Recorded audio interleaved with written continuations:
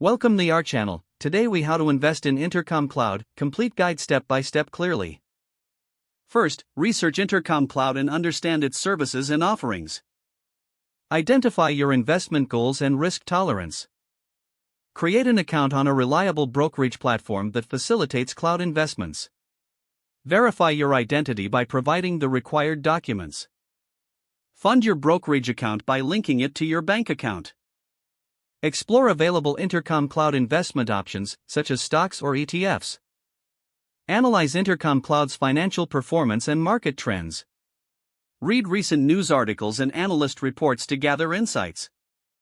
Determine the amount you want to invest based on your analysis. Place a buy order for Intercom Cloud shares or funds. Monitor your investment regularly to track its performance. Adjust your investment strategy as needed based on market conditions. Consider consulting with a financial advisor for personalized guidance. Stay informed about cloud industry developments that may impact your investment. If the page does not load, refresh the browser or try again in a private or incognito window. Make sure you are using the correct email address, then retype it carefully to avoid small typos. If your password is not accepted, use the reset option and create a new strong password you can remember. Check your spam folder for verification or security emails, then complete any requested confirmation steps. Enable two-factor authentication if available to improve account security and reduce unauthorized access risk.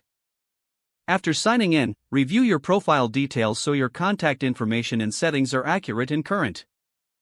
If you see an error message, note it down and try again after restarting your device and internet connection.